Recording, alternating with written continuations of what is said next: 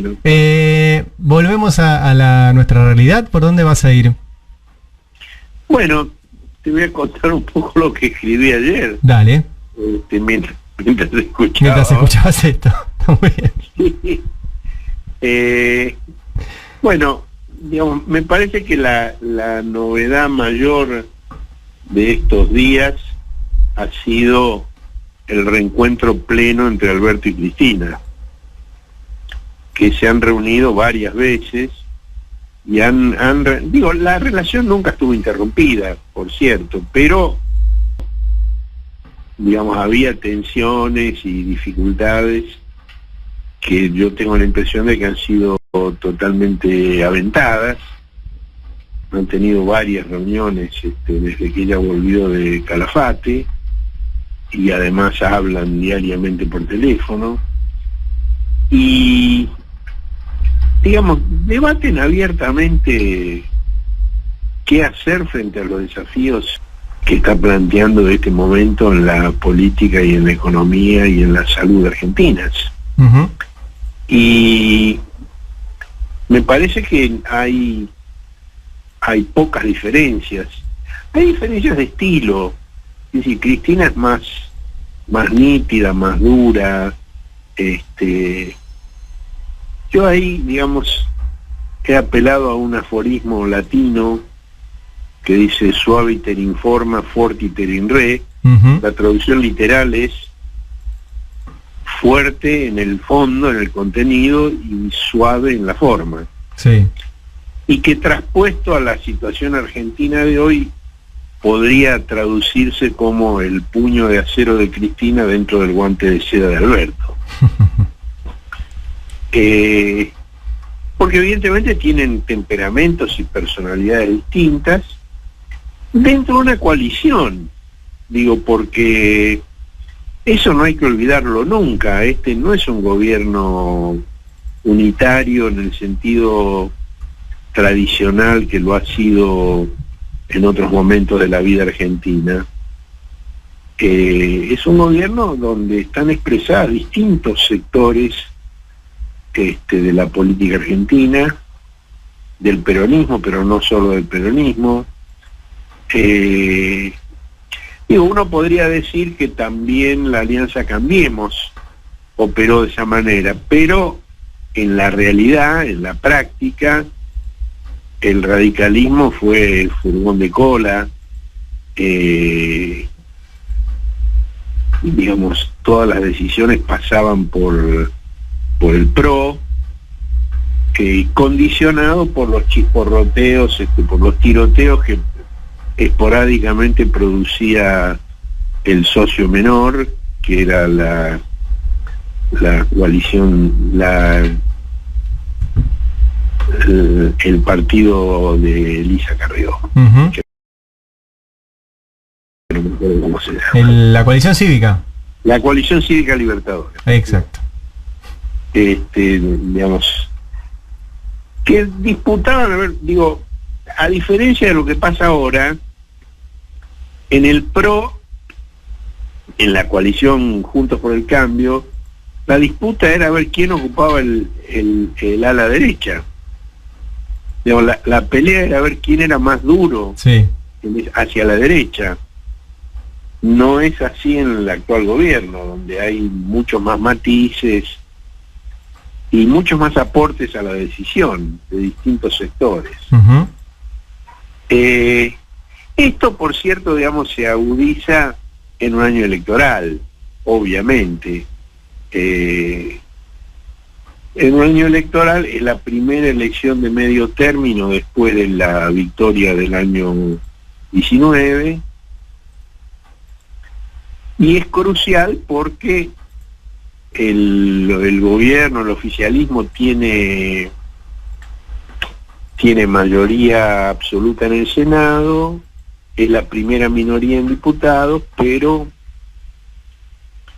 no tiene los 2/3 en el Senado y no tiene la mayoría absoluta en diputados.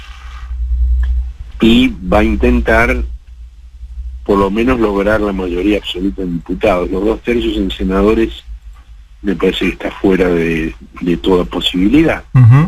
Pero de todos modos, la mayoría que tiene en el Senado es suficientemente amplia como para que, aunque pierda un par de bancas, siga siendo la fuerza decisiva.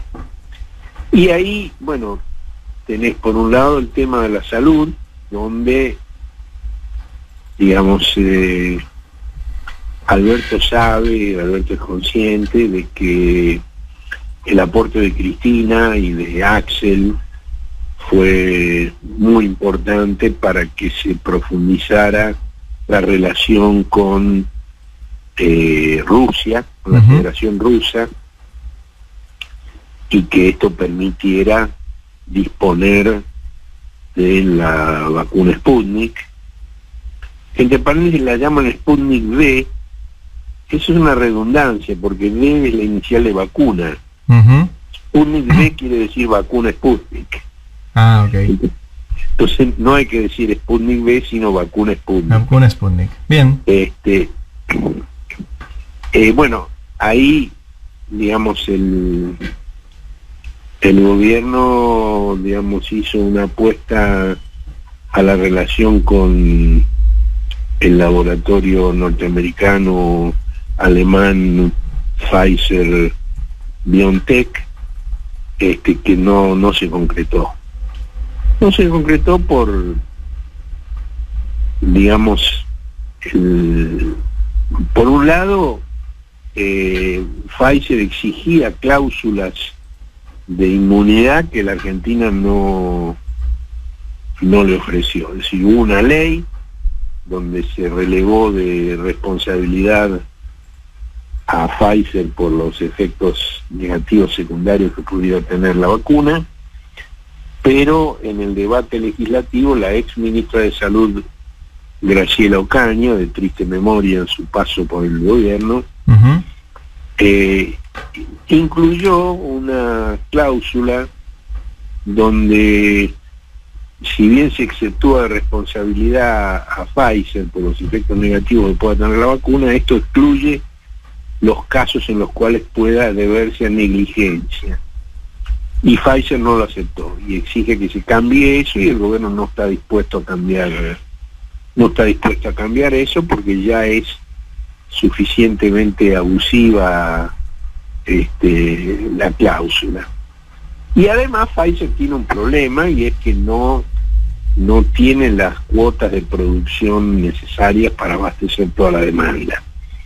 Y entonces naturalmente prefiere cerrar trato con países que tienen mayor garantía de cobrabilidad que la Argentina. Es decir, con los países europeos por un lado, donde de todos modos están en dificultades. Italia ha anunciado una demanda judicial contra Pfizer porque no entrega lo que había comprometido. O en América Latina, países como Chile, que tienen, digamos, una situación social gravísima, pero una estabilidad macroeconómica obtenida desde los años de la dictadura de Pinochet, que se ha mantenido a través de distintos gobiernos. Bueno, la disposición de la vacuna Sputnik tiene que ver con las gestiones de Cristina y de Axel. En el plano económico, la preocupación que todos comparten, tanto Alberto como Cristina, como Sergio Massa, que es la otra, digamos, pata de la coalición, es el desmadre de los precios, de inflación. Y, digamos, hay una serie de discusiones de cómo manejar el tema. Alberto planteó en el reportaje que le hizo Nora Beira, Romina Calderaro y Noé Barral Xijera, Alberto planteó que él prefiere llegar a un acuerdo con los sectores agropecuarios para que garanticen el abastecimiento de sus productos al mercado interno a precios especificados y no dolarizados, pero que si no logra ese acuerdo y que el tiempo se está agotando para lograrlo, va a aumentar las retenciones o va a poner otras medidas para forzar ese resultado, que es indispensable, porque no tiene sentido que los alimentos en un país que los produce en abundancia como la Argentina estén al precio internacional. Así es, tal cual. Cuando los costos de producción mayoritariamente no tienen que ver con el dólar, sino con la moneda nacional. Bueno, ahí hay claramente una posición muy categórica de Cristina al respecto, y que Alberto adopta. Por supuesto, él prefiere llegar a un acuerdo, pero lo que pasa es que para llegar a un acuerdo hacen falta dos. Vos no llegás a un acuerdo por tu sola voluntad, necesitas también la participación del otro lado, y del otro lado no se ha manifestado una gran voluntad en ese sentido. Y esa es parte, digamos, de la discusión política y económica, digamos, cómo te manejas con sectores muy concentrados, que han hecho grandes ganancias en los años anteriores, y sobre todo que han logrado, digamos, una relación con el Estado en la cual los que deciden son ellos y no el Estado. Y, digamos, no terminan de tomar nota que la elección del año 19 marcó un camino distinto, marcó un camino de apoyo al Estado como regulador de la economía. No como, no se trata de un Estado productor, pero sí de un Estado regulador, y se resisten duramente a eso. Y hay, bueno, además un conflicto interno entre, digamos, las entidades rurales de la mesa de enlace por un lado y el Consejo Agroindustrial por el otro. Bueno, esta semana también va a empezar las reuniones con los gremios, sí, de trabajadores y de patrones, que plantea el gobierno para discutir, no para discutir precios y salarios, sino un marco general y de orientación que luego, digamos, sea tomado como referencia en las discusiones paritarias. Todavía se está discutiendo la lista de quienes van a asistir. Inicialmente se pensó de que iban a ser reuniones multitudinarias conjuntas. Luego yo hablé con el ministro de Trabajo Moroni y me explicó que no, que la idea es, en principio, que el miércoles participen los gremios de trabajadores y el jueves los gremios de patrones. No juntos, por ahora, para fijar un marco de referencia. Ahora, hay que ver, digamos, qué condiciones pone el Estado para que estos sectores hiperconcentrados, digamos, acepten esa orientación y esa regulación. Claro. Yo no sería demasiado optimista al respecto, y pienso que va a ser necesarias medidas fuertes por parte del Estado. Algunas se están tomando, por ejemplo, hoy está el anuncio de la AFIP de que no va a haber reintegros de IVA a quienes no liquiden divisas, en el caso de los exportadores. Digamos, condiciones para que no sea una joda esto, ¿no? Digamos, para que eludir la regulación e incumplir con las obligaciones tenga un precio, tenga un costo para quienes lo hacen. Bueno, estas son las cosas que se están discutiendo. La semana pasada el Senado aprobó la Ley de Defensa de la Competencia, ahora va a pasar a diputados. Esa ley, digamos, tiene un aspecto de fondo y tiene un aspecto de forma. En el aspecto de fondo señala, digamos, claramente límites a la concentración, que es un problema serio. Digamos, durante el anterior gobierno de Cristina no hubo medidas importantes en contra de la concentración, porque había un secretario de Comercio que prefería, digamos, discutir con los grandes concentrados, que imponer condiciones, sí, con amenazas, con tabaco. Ayer leía en tu nota esto que decías de Guillermo Moreno y también lo que pusiste de Escochimarro, el que era el secretario de Medios, que tenía la misma lógica en lo mediático, prefería discutir con un par de grandotes que tener un montón de canales, como decía la ley. Exactamente, y ahí, bueno, digamos, por ejemplo, la CTA que dirige Hugo Yasky está planteando que a estas reuniones se invite también al espacio Producción y Trabajo, donde están las pequeñas y medianas empresas. Claro. Y en cambio la CGT de Daer y Acuña plantea que hay que hacer la negociación con unos pocos formadores de precios.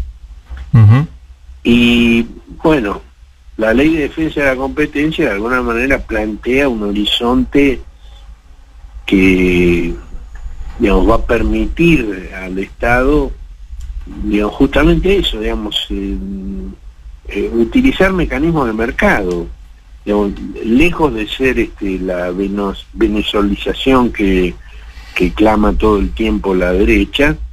Por el contrario, se trata de establecer mecanismos de mercado, de regulación de mercado que permitan, digamos, porque el grado de concentración que hay en la producción y la comercialización de artículos de primera necesidad es tan grande que es muy difícil conseguir, y lo que esta ley procura es que haya mecanismos de mercado. Esa es la que digamos, fomenten la competencia. Esa es la parte, digamos, de fondo. Hay una parte de forma, de la parte procesal, en la cual, digamos, se establecen una serie de mecanismos para que el Estado sea el que tenga la primacía para la toma de ciertas decisiones y no los privados, y que los plazos procesales jueguen a favor del regulador y no a favor del regulado, como ocurre hasta este momento.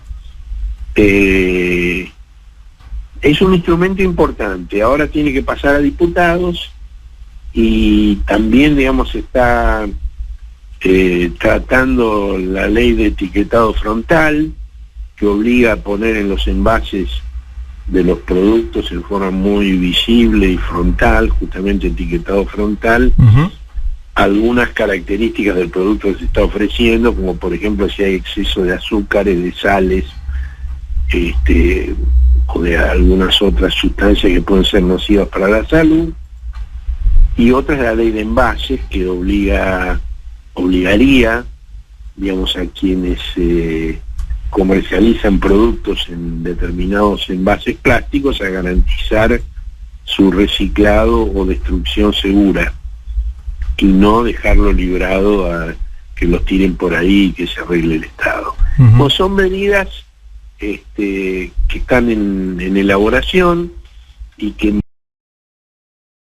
marcan una voluntad del Estado de controlar algunas cosas que en general las empresas no quieren que se controlen. En eso están estas discusiones. Al mismo tiempo hay un proyecto que presentó Sergio Massa, pero que ha sido acordado previamente con Máximo Kirchner para aumentar el piso de ganancias. Exacto, para excluir, digamos, más de la mitad de quienes pagan ganancias. A los que cobran más de menos de 150.000 pesos. Exactamente. Vos te recordás que durante la campaña del año 15, el candidato de Juntos por el Cambio, Mauricio Macri, prometió que los trabajadores iban a dejar de pagar ganancias. Y en cuanto asumió, aumentó el universo de quienes tienen que pagar ganancias. Sí. Y bueno, esto es un disparate, y digamos, tiene que ver con la reforma impositiva integral pendiente para que paguen los que más tienen y no los que menos tienen. No, este es un tema fundamental. Y bueno, todavía esa reforma impositiva integral está pendiente. Y no es fácil, porque vos fijate, con el impuesto a las grandes fortunas, que es mínimo y que además es por una única vez, ha habido y sigue habiendo una resistencia tremenda a pagarlo, Sí. con argumentos que son siempre los mismos, tanto cuando se habla de impuestos como cuando se habla de retenciones, y es que eso va a desalentar la inversión. Ujú. Cuando la práctica, digamos, de la Argentina lo que demuestra es que lo que se desalienta no es la inversión sino la fuga, Claro. porque, digamos, esos sectores poderosos, los alcanzados por el impuesto, los alcanzados por las retenciones, no fugan su consumo, fugan la inversión. Ujú. Es decir, su consumo no disminuye el tuyo, no el de ellos. Claro. Y en vez de Ellos no invertir, lo bajan su fugan y lo tienen en consumo. alguna guardia fiscal sin pagar impuestos. Exactamente, lo que hacen es fugar. Ujú. Bueno, también hay una serie de medidas que tienden a controlar la fuga en ese sentido, digamos, acuerdos fiscales con Estados Unidos para el intercambio automático de información. Hasta ahora tenía que ser por resolución judicial, ahora va a ser automático el intercambio de información. Son cosas que se van construyendo lentamente, Ujú. gradualmente. Yo creo que el gobierno tiene claridad al respecto, aunque haya sectores internos, digamos, que plantean mayor o menor urgencia, mayor o menor fortaleza para estas medidas. Hay conciencia de esto, pero el tema es ver cómo juegan, digamos, las urgencias con los tiempos necesarios para lograrlo. Y esto se da tema por tema, se da también en el tema de la justicia. Alberto, en el reportaje que le hicieron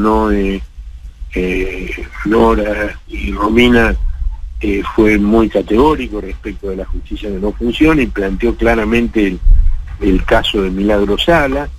Hizo pública una situación que no era conocida, que cuando en el año 16 él planteó ir a visitar a Milagro Sala a la cárcel de Alto Sufridero en Jujuy, le dieron turno para el 24 de diciembre. Para Navidad, mira. Para Navidad, y él fue igual. Ujú. Y que le hicieron una revisación humillante, lo desnudaron para dejarlo entrar. Tremendo. Bueno, estas son las cosas del Trump de la Puna, ¿no? Ujú. Sí. De Gerardo Morales. No se sabía esto que No. le había No, no, que le no. había pasado a Alberto, lo reveló en el reportaje con las chicas, muy buenas periodistas las tres, un reportaje interesante. Yo tengo debilidad por Noé y por Nora, me parecen excelentes las dos, y es simpático además que da un reportaje a tres minas, ¿no? Sí, sí. Me Sí, parece- estuvo muy bien. Estuvo muy bien y dejó obviamente mucha información. Hace un rato pasamos algunos audios. Ah, qué bueno, qué bueno. Bueno, eso Bueno, Horacio, hablamos el miércoles, ¿te parece? me parece muy bien. Dale, codazo a la distancia, o puño, o abrazo, no sé. Bienvenido después de tu vacación. Dale, muchas gracias. Abrazo grande. Horacio Berbisky estuvo acá en Habrá Consecuencias. Son las 9 de la mañana, 31 minutos.